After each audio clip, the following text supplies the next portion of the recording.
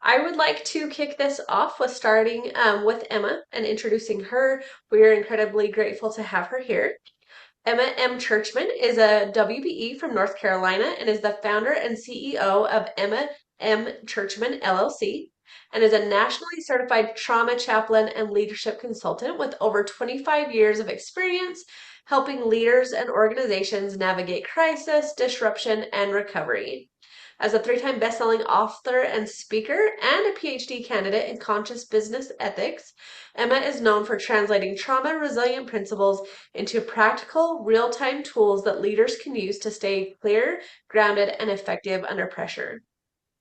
She has supported more than 50,000 individuals and hundreds of organizations in transforming adversity into resilience and has delivered keynotes and trainings for audiences ranging from community-based teams to national leadership networks, including speaking at last year's WBEC National Conference in New Orleans, where she led the 2-hour wellness session on resilient leadership in crisis. Her most recent book, Navigating the Deep End, Resilient Leadership in a Volatile World, Grace Point 2026, features case studies of WBEs including Marianne Ellis and Rashmi Chakravarti, and offers actionable framework for those leading when normal no longer exists. So I'm going to hand it to Emma to kick us off. Hey, you all. I'm so glad to be with you today. And we're going to start maybe a little bit different than how webinars usually start. We're going to start with paying attention to our breath. So I want you to just take a moment and notice what's happening with your breathing right now. Is it fast? Is it shallow? Are you breathing from your diaphragm or your throat? And what does your breath tell you about how you're doing in this moment? Maybe you arrived rushed into the webinar. Maybe you're multitasking while I'm talking. I want to invite you to take one full deep breath in and let it out. Just get present to your body. How's your body feeling in this moment? And what does it need in this moment? Someone said they're having lunch, right? So attend to that. Attend to what your body needs so that you can be fully present here for the next 70 minutes or so, because this time is for you. This is a gift that you are giving yourself. And you're going to hear some great teaching today. You're also going to hear some really tender stories today. So trust that whatever comes up for you today was meant to be. All right, let me start with this question. The question is, how do you lead resiliently when everything that you thought you knew disappears in an instant? That's the question at the center of my most recent book, Navigating the Deep End. It's part leadership guide, part roadmap for staying human in chaos. And it looks at decision making under pressure, supporting people through trauma, rebuilding trust, and carrying responsibility without losing our humanity. Today, I'm joined by both Marianne Ellis and Rashmi Chakravarti. Both have experienced crisis. They both went through fires in California. They're both in the book as case studies, and you're going to hear from them today. So let me get my slides up here and do a little bit of framing for what we're up to. This is a conversation for leaders. This is not for HR, not wellness teams. This is for you. This is for the person who everyone looks to when things are falling apart. This is for you when you are navigating decisions, when you do not have enough information, when you're leading teams and you're feeling exhausted, when you're holding your organization together, when the ground keeps shifting. So if you are now leading in the wake of a crisis, this is especially for you. So there are lots of different things that can impact our business. What you're going to hear about today is the impact of natural disasters on your business because they touch your life, your employees, your clients, your vendors, your business continuity in ways that can compound over time. And they're a really just clear example of how to navigate a very unexpected crisis in business. So there are a couple things that I want you to walk away with today. One is practical tools. I also want to give you a framework that you can use to really kind of clarify what your role is in a crisis when you're under pressure and give you some tips for leading with clarity and confidence in high stakes environments and staying in the game without burning out. I really want y'all to participate, so let me know what's coming up for you in the chat because I'll be reading it throughout. And the hour is going to work a lot better when you are in it with us. So let's start with our first poll. Bowen, can you go ahead and bring that up? Okay, so the question is, as a leader right now, which of these is most true for you? You are making decisions faster than you feel ready for. You know what you should do, but you can't seem to execute it. Or you're holding your team together while barely holding yourself together. Or you're still recovering from a recent crisis and figuring out what's next. Or you feel like you cannot slow down long enough to breathe. So this is an anonymous poll. I don't know who's answering what, but I want to get a lay of the land here. So go ahead and let me know in the poll where you are at. Okay, you wish you could pick multiple answers. Totally get that. So whatever feels like the most burning, just select that.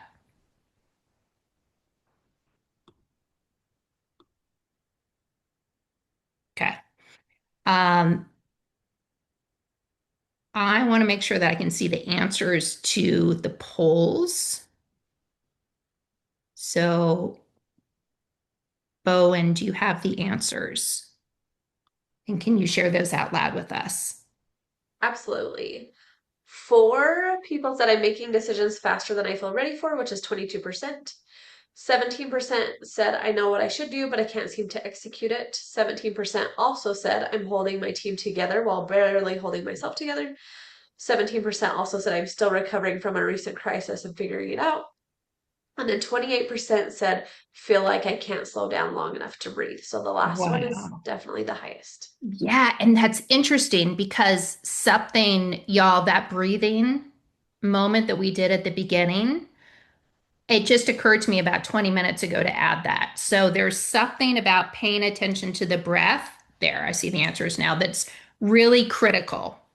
And the reason it's critical is because when we breathe, we change how our brain is operating. We're able to access our prefrontal cortex when we're breathing deeply, when we regulate our nervous system. And that gives us the ability to make decisions, to do all kinds of things.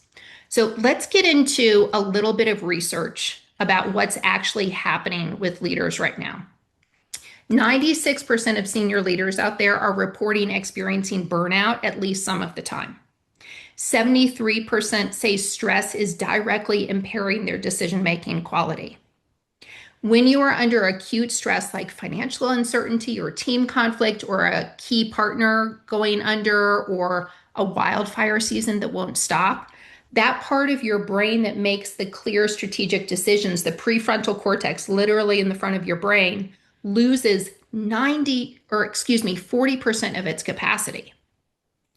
And here's the part that nobody talks about. This is not a leadership failure. This is actually physiology. So every human nervous system under sustainable threat shifts into protection mode, that fight or freeze or appease mode. Our physiology is designed that way. And the challenge is that no one prepares us as leaders for how to recognize when that's happening, or how to regulate it, or how to recover from it fast enough to still make decisions that your company depends on.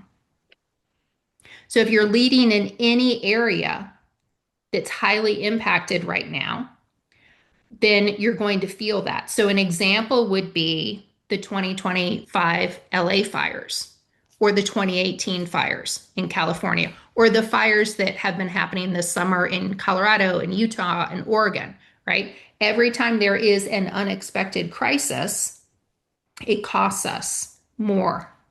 right? These are cumulative when we don't know how to regulate ourselves. And this causes disruption. It causes displacement with employees, especially if they've lost their homes. And leaders are expected to hold steady when the ground keeps moving, right? When the rules keep changing. When we were just talking to Bowen before y'all jumped on, and she's in Utah, and there are fires that broke out in Utah right after the WBEC conference in June in Salt Lake City that really just surrounded her community overnight. And just think about, how do you operate when you're literally watching smoke all the way around you, right? So, we're going to give you a practical framework today that you can apply immediately to regulate your nervous system, to make clearer decisions faster, and to lead through volatility. I want to start with my story because I'm in North Carolina. I don't know most of you. So I want to give you a little bit of a framework for why we're even talking about this. So I live 3,800 feet up a mountain on Bearwalla Mountain in Girton, North Carolina. I live in this rural Appalachian community with about 300 people in it. And Hurricane Helene hit our region in September 2024, and it cut us off completely. Every single road was destroyed, every bridge was gone. We had no power for weeks. We had no cell phone service. We had no internet connection. The crazy thing is that after the hurricane, we went outside and there was no sound.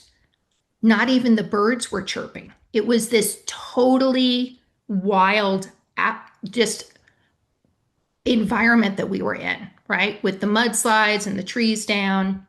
We had no idea if anyone knew that we were alive. And in the middle of that, I run an online business, right? So, as a leadership consultant, in the middle of that, I had to look at, how do I run an online business without power or internet or a cell phone? And we didn't have service, steady, reliable service for 3 months. I didn't really know that we were in a crisis until about day 4. So my husband, Jeff, and I, we bushwhacked 3 miles down our very steep mountain because all of the roads were impassable, right? They were covered in mudslides and power lines, and trees were down. So we finally get to our fire station, which is at the base of our mountain. And I'm a trauma chaplain, right? So, and most of the people in our community know that I am. So they immediately were coming up to me saying, what do we do?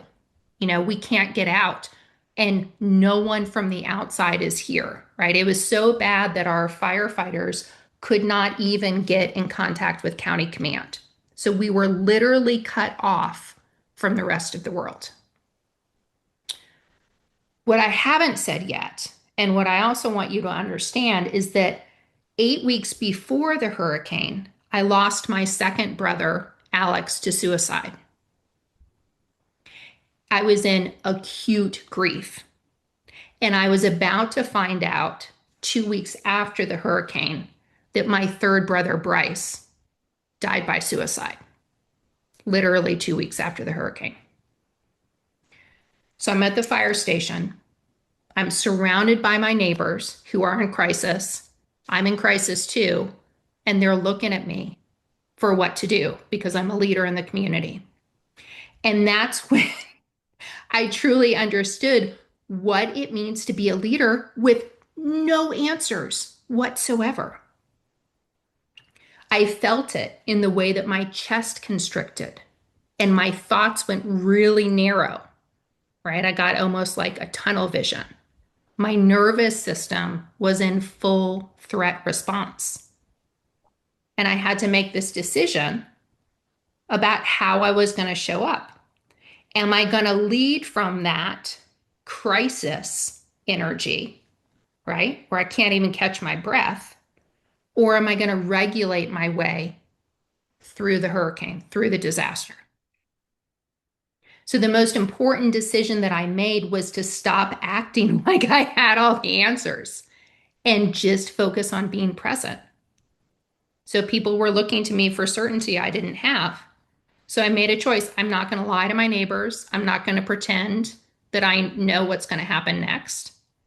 I'm just going to tell them the truth and stay grounded in what I do know and keep moving forward one step at a time. So I chose presence over certainty. Most leaders feel like they have to be certain, feel like they have to have everything figured out. The other thing that I did was I focused on breathing. Y'all are going to hear me say this a lot today because I knew it would regulate me. And I made a lot of noise when I breathed, like loud breath, because I needed that much help regulating myself. And I knew that I looked ridiculous and I didn't care because it helped. I kept breathing like it was my full-time job. Because when you're in a trauma response, it can feel like your body is fighting to get enough air. Have you felt that for yourself? Give me a Y for yes in the chat or an N for no. Yeah. Yep.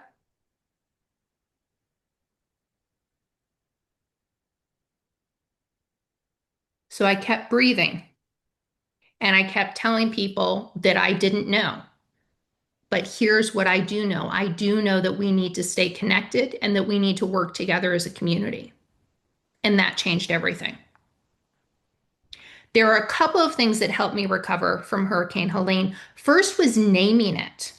I didn't manage around the trauma. I named out loud, this is a crisis and I am grieving and my community is traumatized. In fact, I ended up writing an entire book about that experience, about Hurricane Helene, because I literally had to write it out. I had to get it out of my system. And that's what I knew to do. And that act of naming, of giving words to what was happening, was also a path of regulation for me. And it brought my prefrontal cortex back online. It helped my body and my mind to work together. Because in those early days, I was writing little post it notes to myself that said things like, feed the dogs, eat breakfast, and take a shower, right? Because I would forget to do those things, right? So I really wanted to make sure that I could use my brain. You cannot process trauma alone. Leaders especially try to do it alone because we believe that it is our job to carry it for everyone else. And that is a lie that can cost us everything. So, what I want you all to take away from this is that you have to attend to yourself first, right? And breathing is that first step. There's always an opportunity to be honest over certain. And working in community has a huge impact on your own capacity to recover. Right. Let me do a little bit of teaching. Get the slides back up here. And then we're going to go into some stories with Marianne and with Rashmi. What I know after working over 25 years in crisis response is that volatility is not just a strategy problem, it's a regulation problem. When your nervous system is under threat, and threat can include financial uncertainty, a difficult employee, a supply chain disruption, a community in crisis, even a board meeting that you're dreading. Your brain shifts from using the prefrontal cortex, where strategic thinking happens, to the amygdala, where the survival lives, where you're in that fight or flight response. It's not a character flaw. It's not a failure of intelligence or experience. It is what happens to every single human being who's under sustained pressure. Let me make sure that makes sense. So give me a Y for yes in the chat or an N for no. I want to make sure you're with me.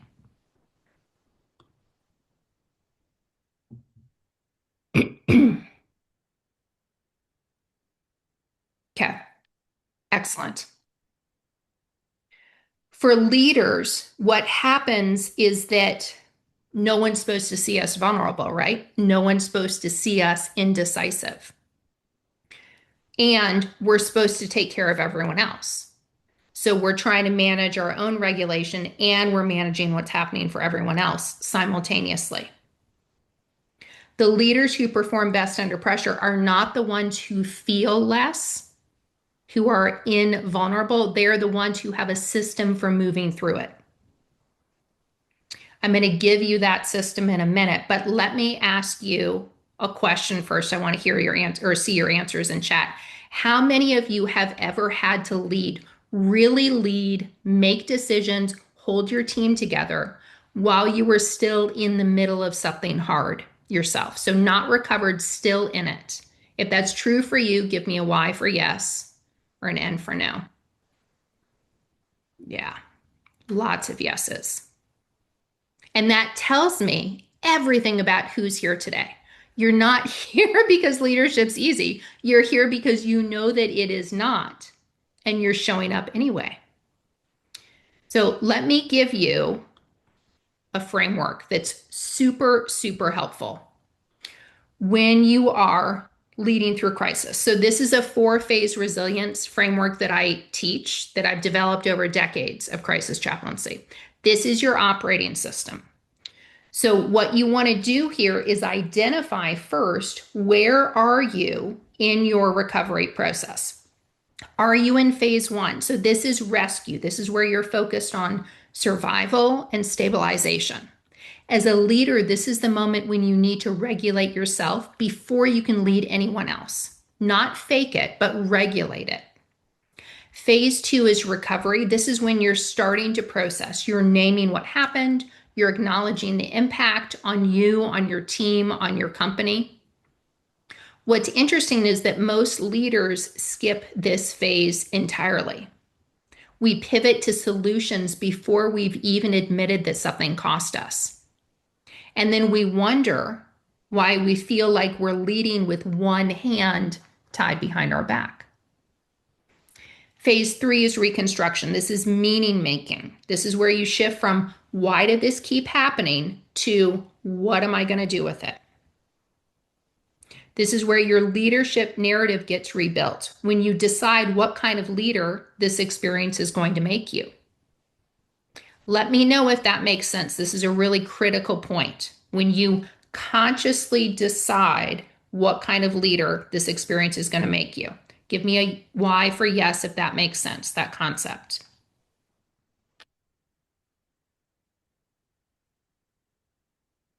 Okay, good. And then phase 4 is evolution. This is post-traumatic growth.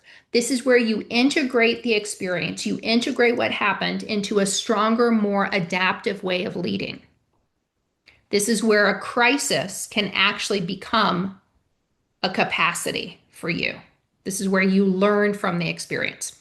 Most leaders and most organizations try to jump from phase 1, rescue, straight to phase 4, evolution, right? From survival to everything is fine without doing recovery and reconstruction. That's the gap. And that's why you can handle a crisis brilliantly and still feel depleted and diminished a year later. Right. Let's do another poll. Bone, could you bring up the second one?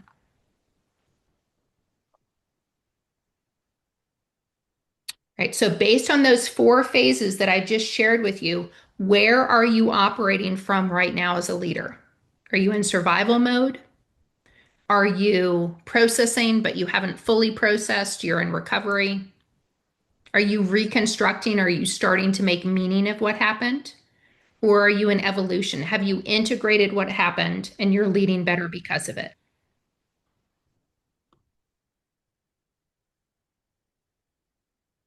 Okay. Bone, can you either show the answers or there we go. All right. So 21% in rescue, 14 in recovery, 36 in reconstruction, 29 in evolution. Interesting. Okay. So the majority are in reconstruction. That's pretty cool that you are choosing to make meaning of what happened because not everyone wants to do that. So kudos to you.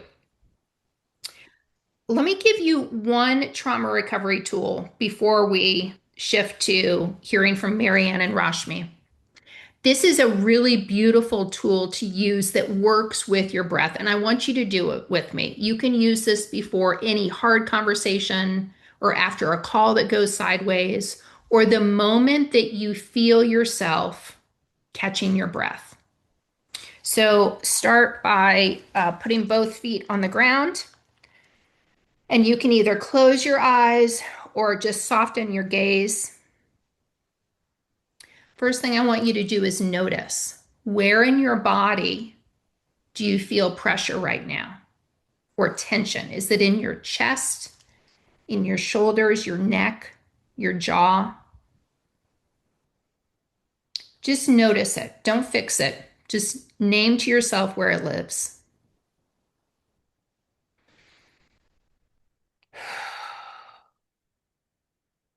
We're going to do 2 rounds of breath together. I'm going to guide you through them. So let's start inhaling to the count of 4. Hold for 4. Exhale for 6. Hold for 2. Let it go. Now remember that place in your body where you notice the tension in your chest or your shoulders or your neck or your jaw. The next time we breathe, I want you to imagine breathing into that tension. Inhale to the count of 4. Hold for 4. Exhale for 6. Hold for 2. Let it go. The next step, silently or out loud to yourself, finish this sentence. Right now, I am feeling blank, and I can still lead from here. Right now, I'm feeling tense. Right now, I'm feeling anxious. Right now, I'm feeling uncertain, and I can still lead from here. When we name that out loud, we bring our prefrontal cortex back online. This is your decision-making capacity.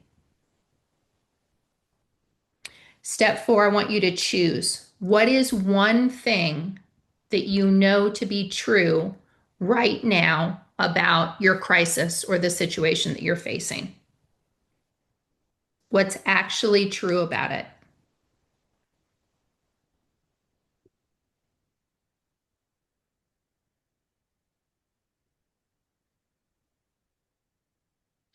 And what is your one next step to attend to it? Not the whole solution. What is your one next step?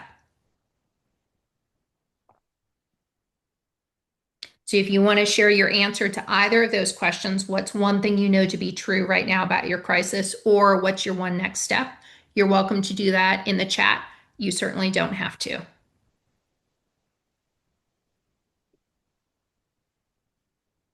Breathing can seem really, really simple, but it is also super powerful. It literally interrupts your trauma response and it rewires your nervous system. It brings your brain back online. It is the most powerful tool that you can use when you are facing a crisis. Okay, any questions about that before we transition to hearing from Marianne? Questions, comments, thoughts? Let me know in the chat.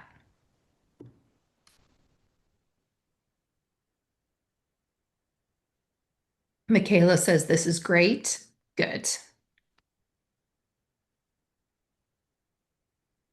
Whew.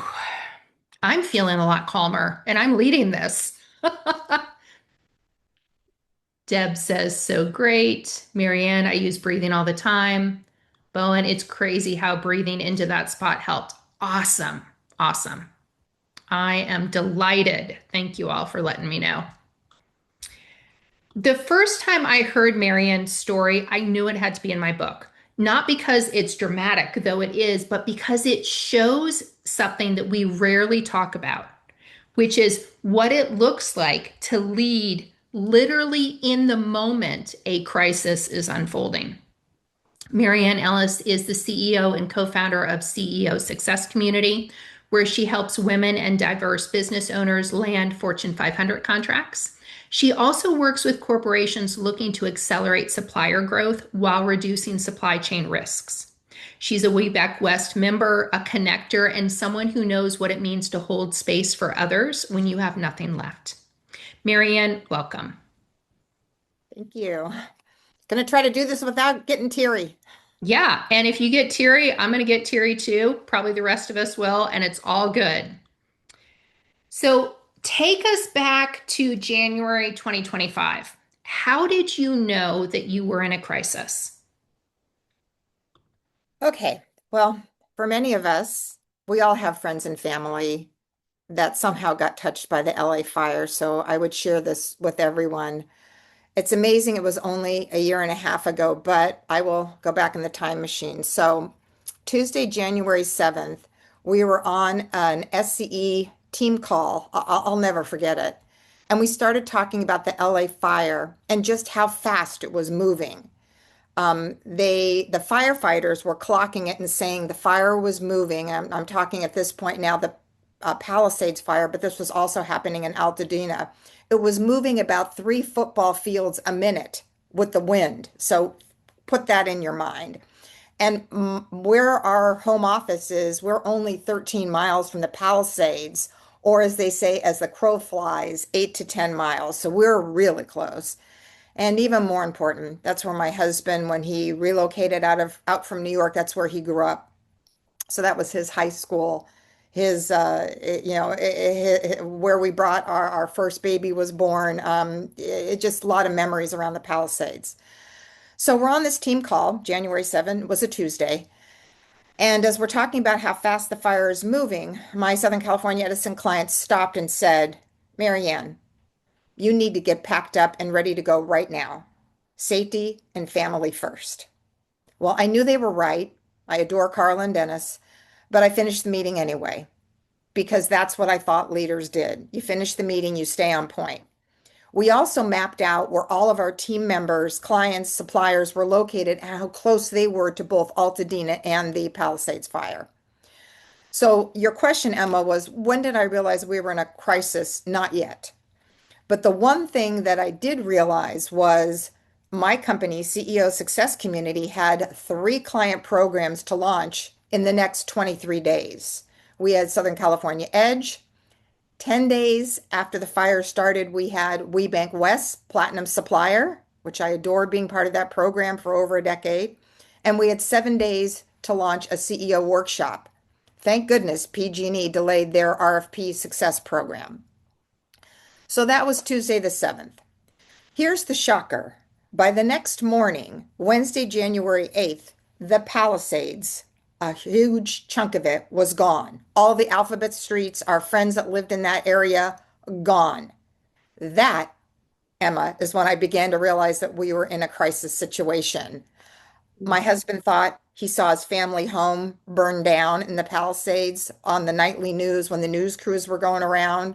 20 friends of ours in the Palisades lost their homes. And we offered our home to friends of ours who lived in Altadena.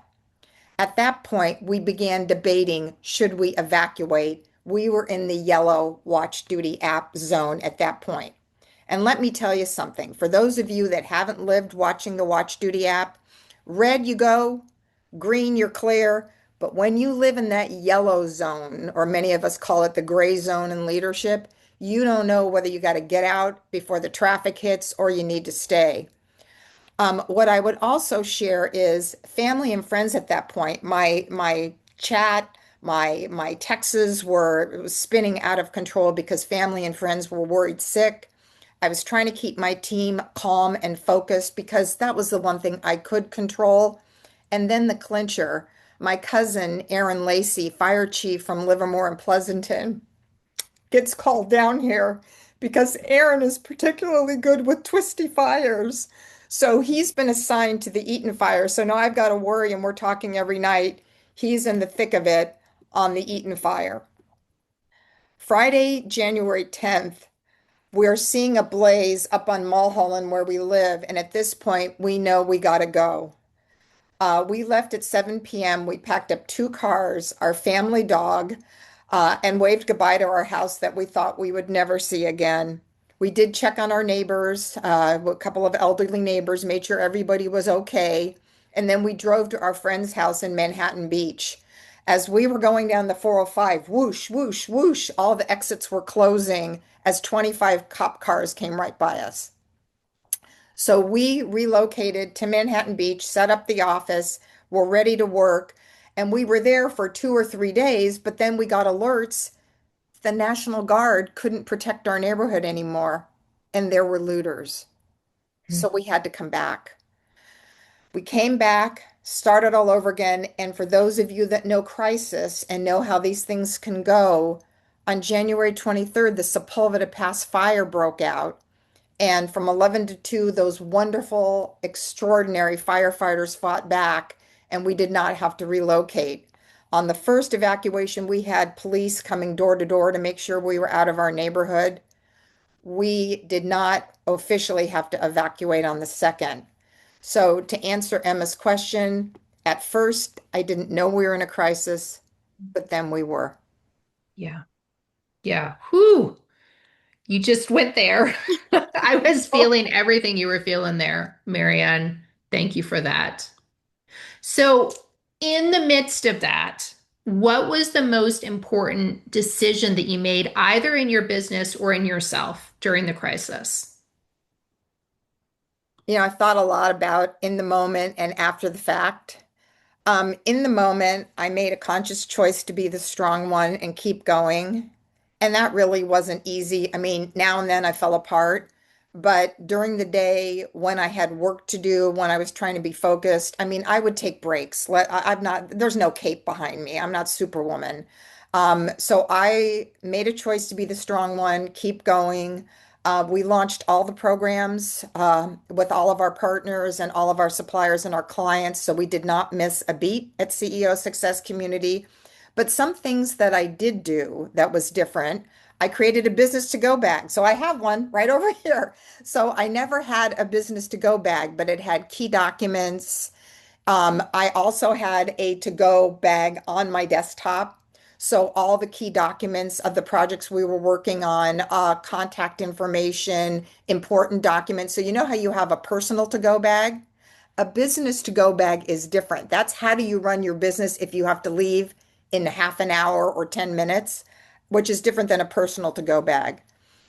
We also, in order to have the remote operations, we also created a geographic map of all of our stakeholders. So clients, contractors, CEOs that we were coaching. I never had that before. Where does everybody live? So if a fire were to break out again, we would know who was in trouble, who might possibly need our help.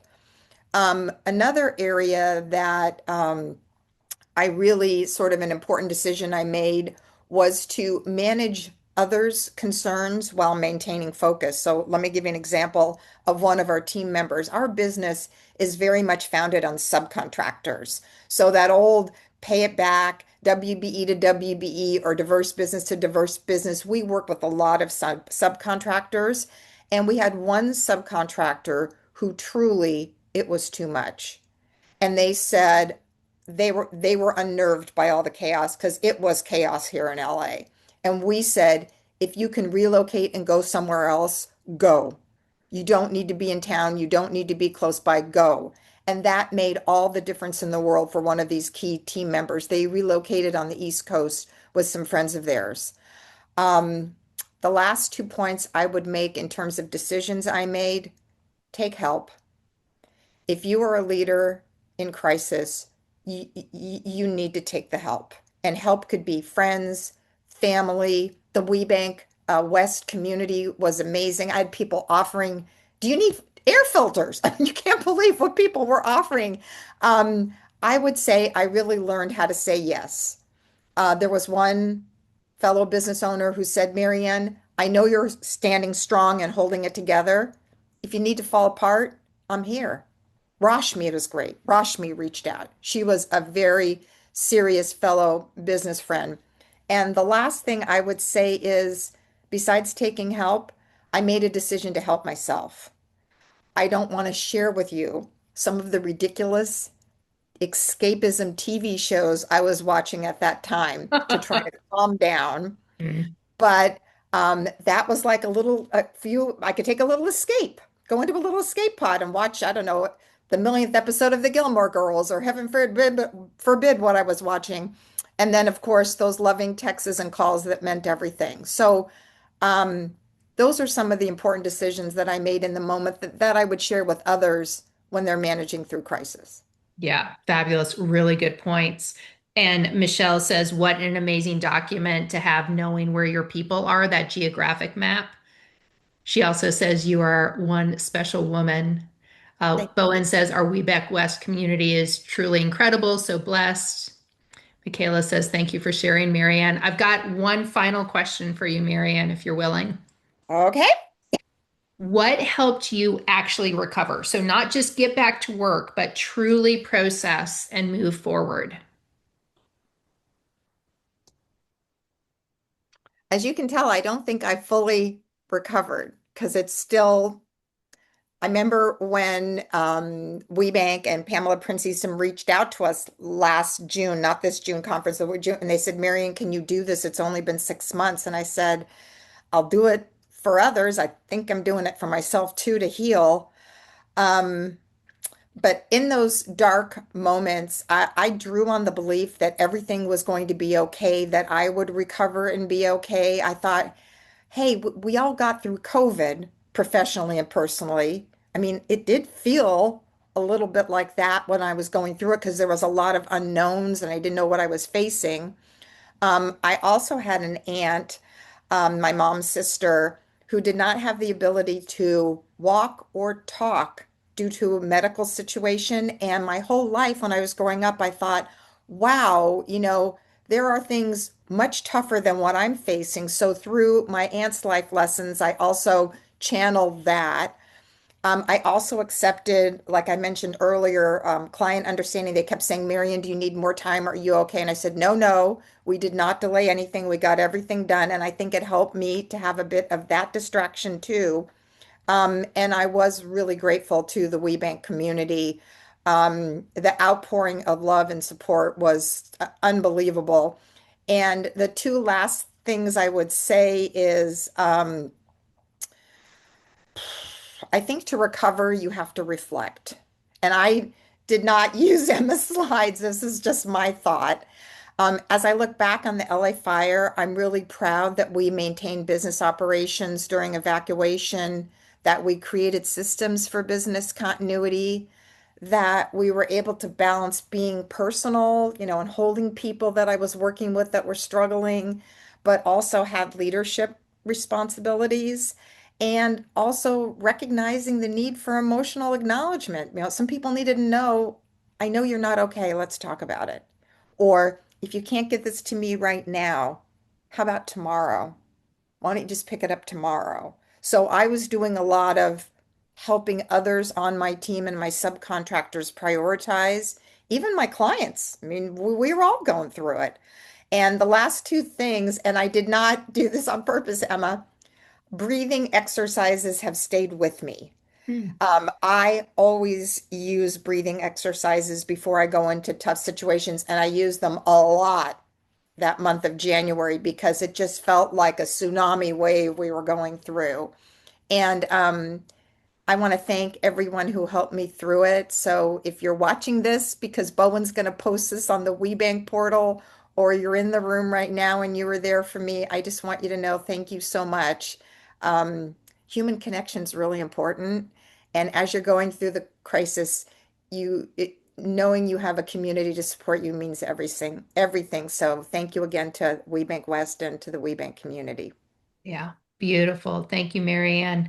Maria says in the chat, Marianne, thank you for sharing this journey. Your transparency is truly inspiring and reflects both humility and gratitude. Wishing you continued blessings and success as you move forward. Rashmi says, Marianne, thank you for sharing and for the courage to go over this with us. I know this is not easy for you, Bowen says, thank you so much for sharing. Leslie, thank you, Marianne, for sharing. Yeah, that was wonderful. I appreciated that. And it was such a, if you all want to hear or see the story in more detail, it is in the book.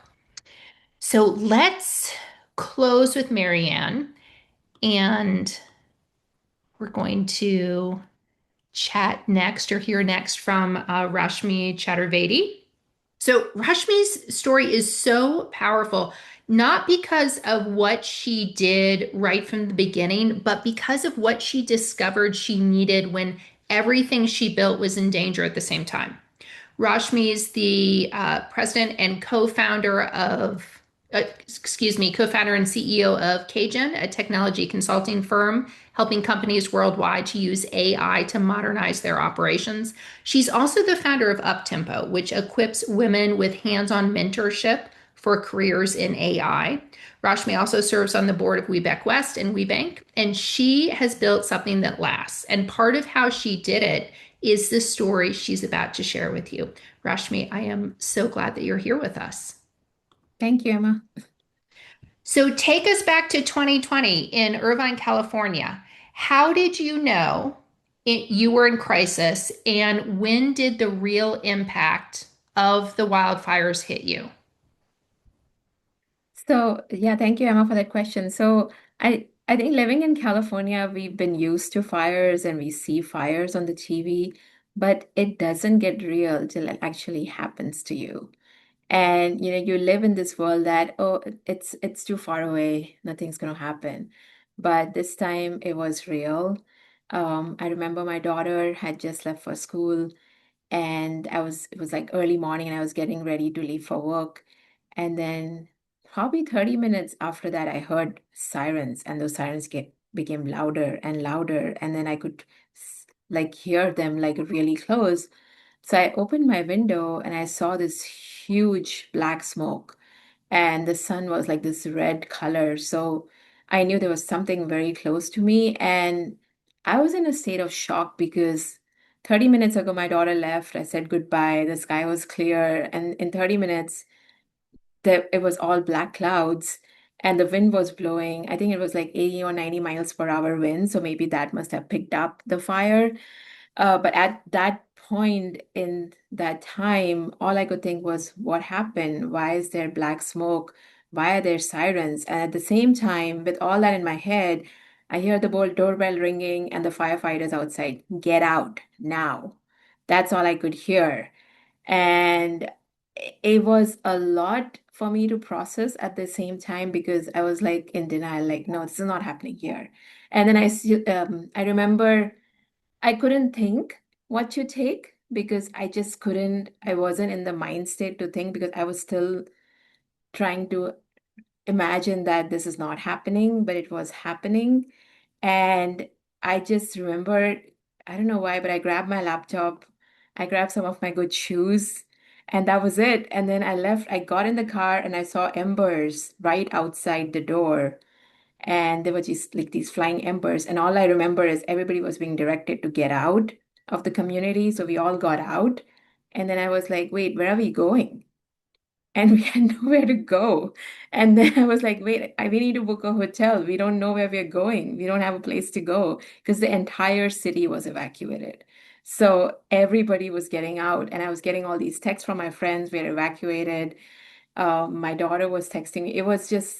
It was a lot of information coming your way, and the mind was not there to focus and process what was going on. Um, and then we finally got to the hotel, and I realized I don't have anything with me. I know my daughter said she's somewhere, but I don't know where she is. Um, and all I can remember is putting on the TV and trying to find my home, but I couldn't find my home because it was the entire city. So it's not like, was my home okay? Did I still have a home?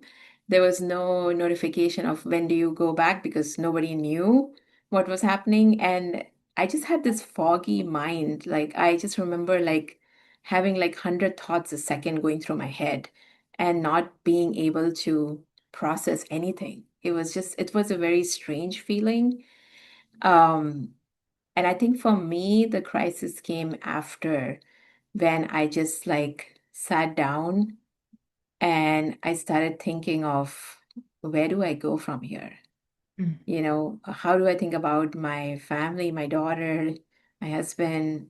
What about my employees? Are they okay? What about my client? It was a lot that I just didn't process because I was so taken over by what had happened. Yeah, which is a very, very normal response, by the way, because that's our physiology, like we were talking about. Our human survival mechanism does that. It narrows our focus and our brain stops operating. So, in the midst of that, what was the most important decision that you made as a leader, Rashmi? The one that changed how you led through and after the crisis? Yeah, so I think once I settled down in the hotel and I found where my daughter was, and then I was started calling my employees because I wanted to make sure they were okay. Because a lot of them lived in the same city, some lived from somewhere far, but LA is a huge city. So I called my employees, made sure they're okay. Then I realized I need to talk to my clients. I need them to know that we are going through this crisis. I'm sure they're seeing it on the news, but at the same time, we want to make sure, can we support them? And in what capacity can we establish some temporary SLAs for them so that they know what support they can get from us?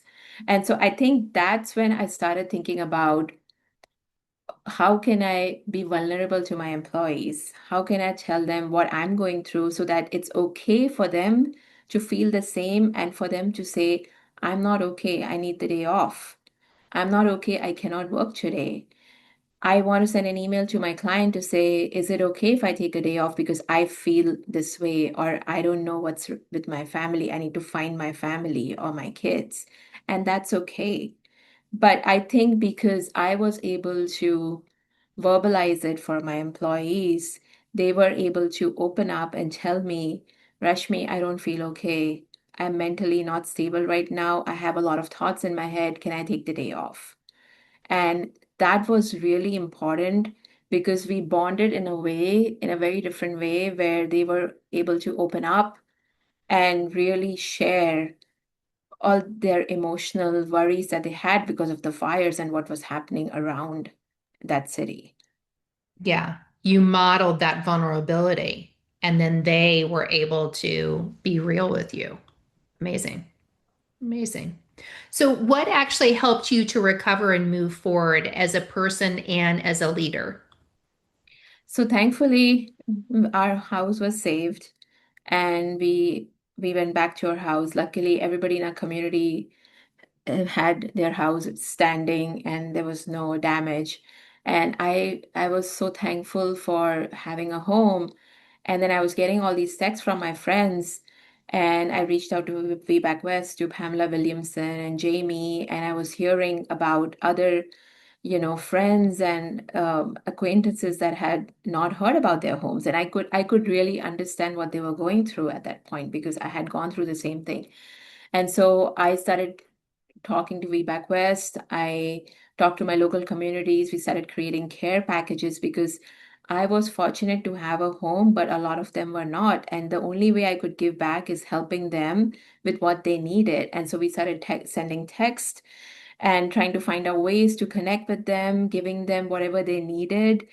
Some people just needed a little, like, I know one person reached out, can I just get a toothbrush and toothpaste? Like, it was just something so simple, but it meant a lot for them because they didn't have, they were in this place that they didn't have the time to get in a car and go. And I understood that because I had gone through that and I totally got what they were going through. But other than that, when going back to my business, I remember going back to work and saying, not again. I cannot control nature. This can happen again, but not again to me. What can I do that if this happens again, because you can't control nature and fires are happening more and more? What can I do to stabilize my business and my personal documents at home? And so I created a to-go bag at home, which has all my documents. And it's like a file folder that I can pack up and it's sitting in my closet. I know where it is. If something happens, I just pick up and run and I don't have to think. And then second, at work, I created a disaster recovery plan, which has all the information you need, from who are our clients to what is our backup to who are our employees, what's the escalation policy for our employees if something happens. It has every single thing that you would need, because that made me feel comfortable that if this happens again, I'm ready. And I think that was the biggest, I would say, the silver lining that came out of this. Yeah. Yes. That you found a way to become more resilient by being more prepared. Yeah. Wonderful. Rashmi, thank you so much for sharing that. And Deb says incredible resilience and care. Yeah. And both Marianne and Rashmi turn to their communities as a way to receive support, but also offer support. So let's do a little bit of synthesis, and I want to share a couple of tools with you all as well. So I'm going to get my slides back up here.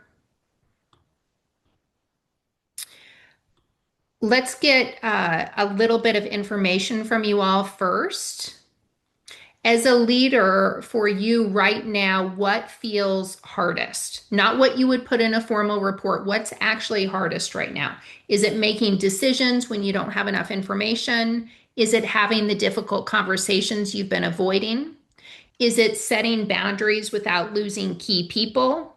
Is it leading through uncertainty without burning out? Or is it something else? Let me know in the chat if you're willing to share where you're at.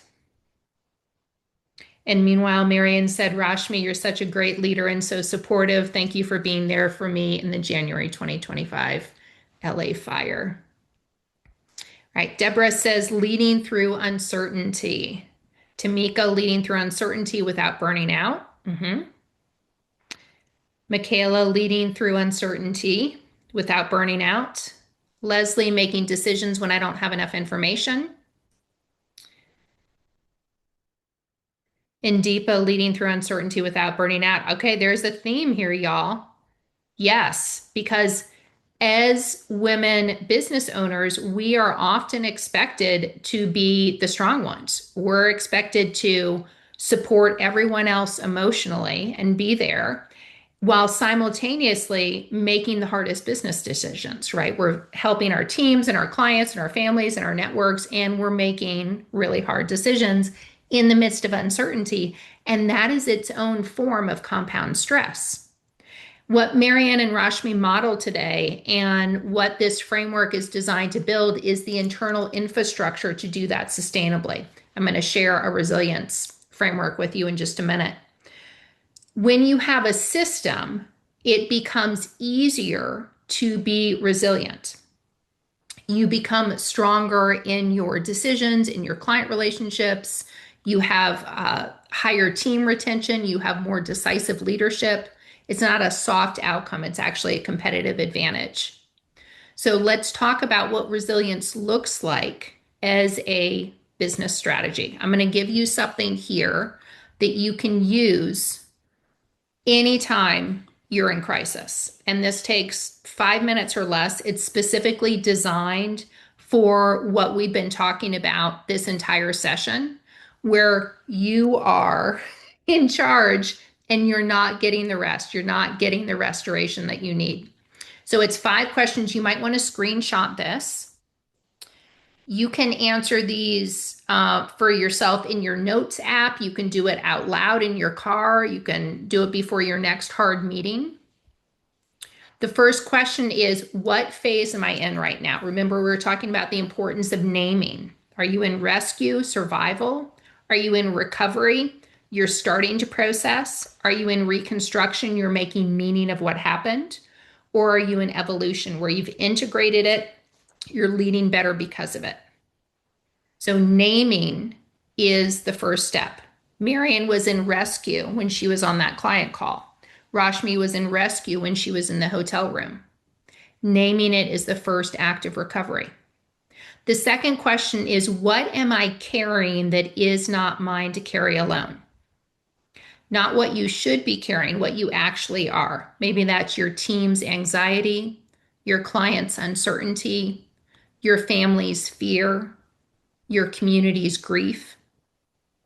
Most women business owners are carrying 2 to 4 of those simultaneously on top of running a business. You cannot regulate what you haven't named.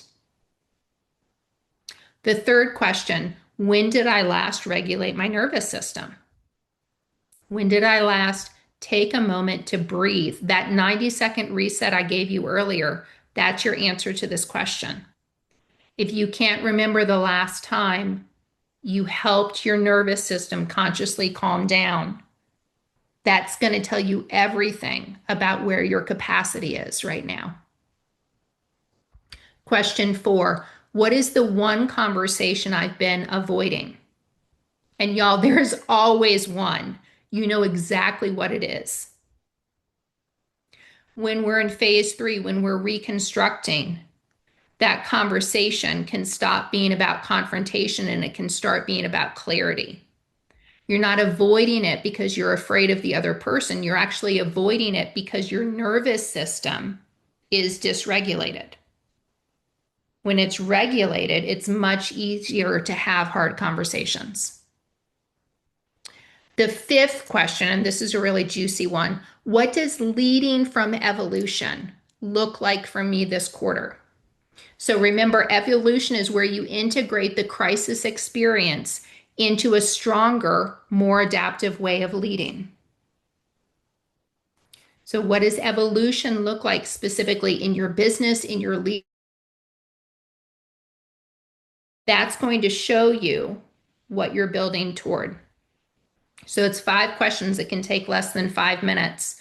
And it is the difference between reacting to your week and leading through it.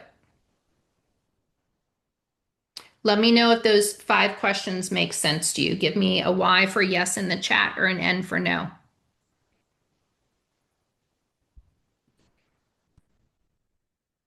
Yes, okay.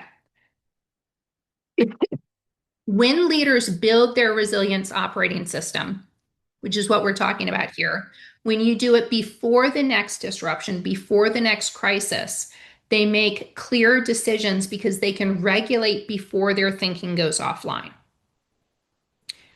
It helps you to set boundaries. It helps you to lead through volatility. It helps you to have the very practical to-go bag ready to go. And it allows you to lead without burning out because you've got the framework, not just the willpower. That's what crisis becoming capacity means in actuality. And that's what you witnessed both Marian and Rashmi creating for themselves in the wake of the fires that they experienced. They expanded their capacity because their crisis taught them to be resilient. Leslie says she loves the to-go bag. Yes, absolutely. Resiliency is important in the wake of natural disasters for companies like yours and also for frontline workers responding to disasters. Would it be all right with you if I took just a minute to tell you about a 501c3 nonprofit that I founded in my free time to bring trauma recovery training to the front lines of disaster response and high impact community work? Yes. Okay, awesome. So the Chrysalis Alliance is bringing trauma recovery training at no cost or reduced cost to disaster recovery organizations that serve the most impacted communities. These organizations help in the wake of a disaster. So they are going in, they're mucking out people's homes, they're rebuilding homes, they're rebuilding bridges, they are helping with disaster case management. Let me give you one concrete example of what that looks like on the ground. One of the organizations we're working with is 211 California, which fields hundreds of thousands of calls in the wake of a disaster. So right after the 2025 LA fires, they had so many frontline workers who were absorbing secondary trauma hour after hour, shift after shift. And many of them were actually working remotely from evacuation zones themselves. So they were personally impacted by the fires. These frontline workers were really getting impacted because they were trying to navigate their own trauma and help others through theirs with resources. So we trained those workers in real time. We gave them tools like that 90-second reset so that they could learn to regulate themselves and navigate all of these phone calls. We gave them a shared language. We helped them to identify what phase they were in.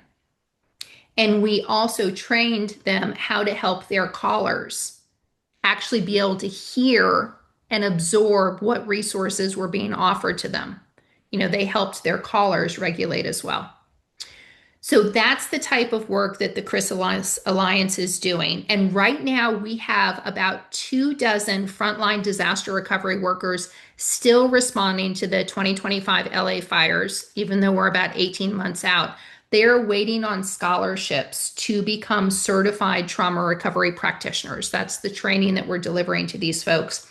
We rely on donations to fund the scholarships.